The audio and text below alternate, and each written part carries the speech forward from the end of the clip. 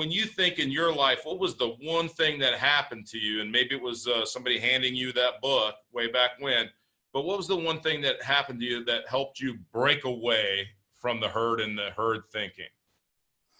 Well, that goes right back to my Christian upbringing. Like I say, I made my profession of faith when I was 9 years old, but by the time I was a teenager, I had figured out that I could change the world. Right. By changing the way I look at things. Yeah. It's all about how you think. Attitude is the most important word in the English language. Right. Now, Christians say, no, Jesus Christ is the most important, but no, it's your attitude toward him. How do you look at him? That's the problem. Right. Jesus Christ doesn't have the problem. You've got the problem.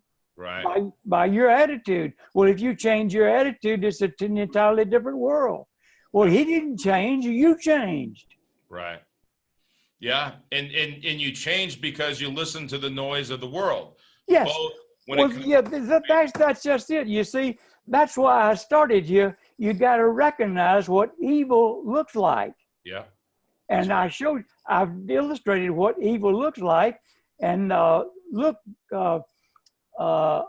go to my reading list and on the website, and that's about 130 books that are history books.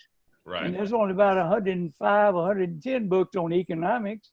Now, that ought to tell you something, that history is extremely important.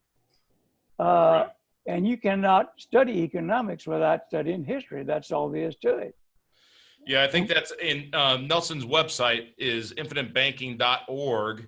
And if you go on there, he's got a great reading list, and that's a great place to start educating yourself.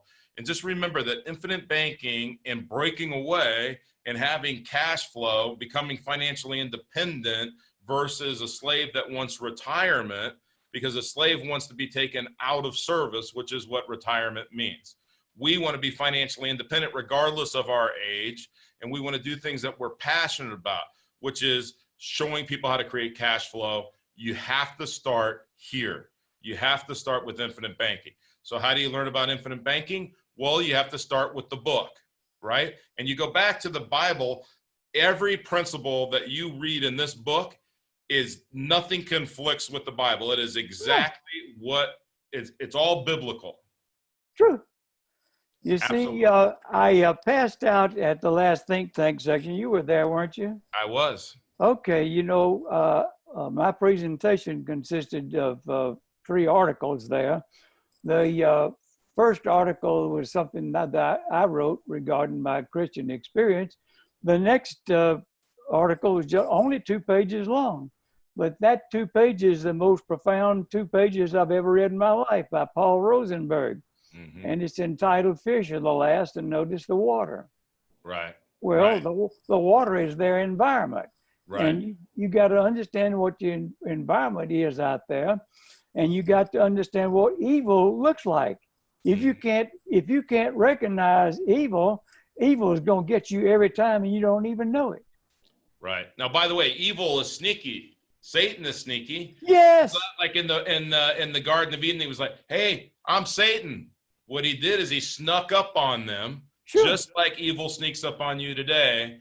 And it happens with our money. And what I like is one of the quotes that I love is that when people say, does money give you happiness?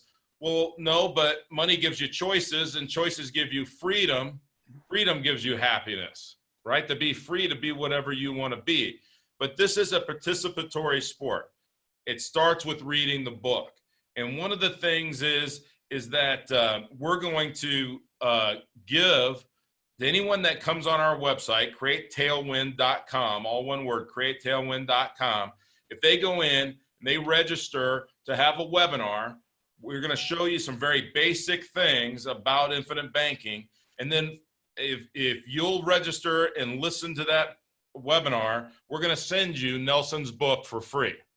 Now, as our gift, because we believe that if, just like somebody gave Nelson a book back in the 1950s, that Nelson read the book. If he ignored the book, then we might not be sitting here talking, right? But you read this book and it started you on your path. And we want to start everyone listening to this podcast on their path.